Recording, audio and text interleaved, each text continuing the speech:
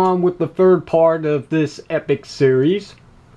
We're looking at J4, but first I want to take a look one more time at the first two that I've reviewed of this series, that being J5 and J7.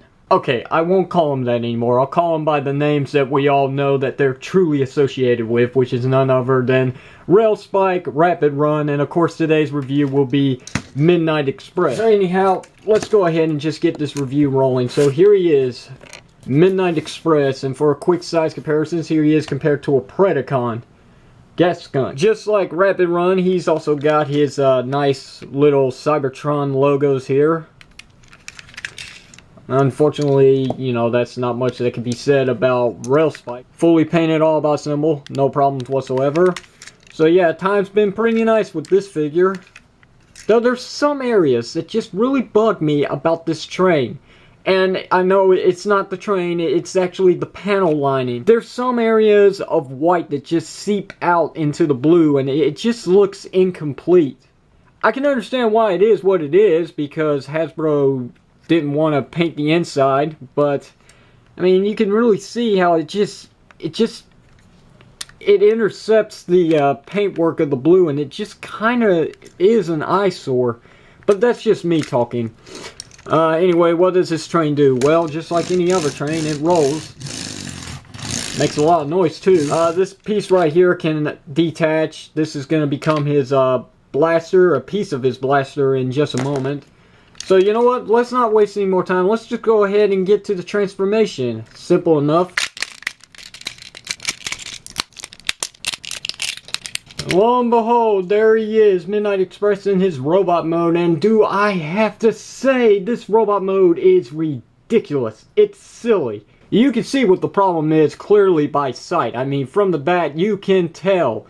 He's all nothing but legs. I mean, he's just like Ultra Magnus in this series.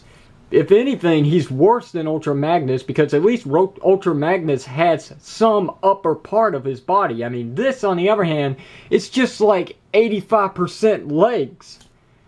Well, at least he knows how to use them. I mean, right? Right? Anyway, for some size comparisons, let's get it out of the way. There's Skybite. It's a pretty good size.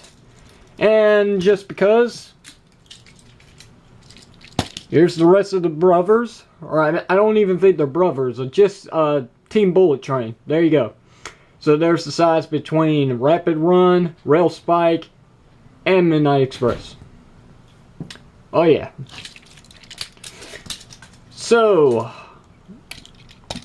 I don't really know what to say about this. This is, wow. He can't even stand correctly. Let me show you something. This figure is so designed with a flaw that when he stands straight, it has to be like this. I mean, he's got like Classics Megatron syndrome to the legs. The gears on the inside of his legs are just split out so far that the only way that you can make him look good at standing is just when you got his legs split about this far. I mean, in an action pose, it's either this or it's this, and that's just ridiculous. But, you know, to be fair with this figure, I mean, like I said, obviously he's the legs of Rail Racer, and that's why he suffers in the robot mode. I mean, obviously, when it comes to combiners, pretty much triple changers when you think about it, there's going to be a problem in between somewhere in some kind of mode, if not all three. Train mode looks great, robot mode is sucky, but trust me, when we get to Rail Racer, that's where the real ticket comes in with this one. So let's go through his articulation while we got the time. Pretty much a ball jointed head and a ball jointed neck, which is nice. He's got ball jointed shoulders. His arms can go up beyond 90 degrees. It is double jointed, by the way. No wrist rotation, no waist rotation. This flap can pivot up and down. Yay. Legs go up, back, and they do go in and out because of the ratcheting joint. It's got a swivel at the knee, 90-degree bend at the knee. And the feet can pivot up and down, and they can rotate from side to side. So can the heel spurs, because that's the way it's designed with the transformation. Let's take a good look at that head sculpt. As you can see, he's one cocky son of a gun. Look at that smirk.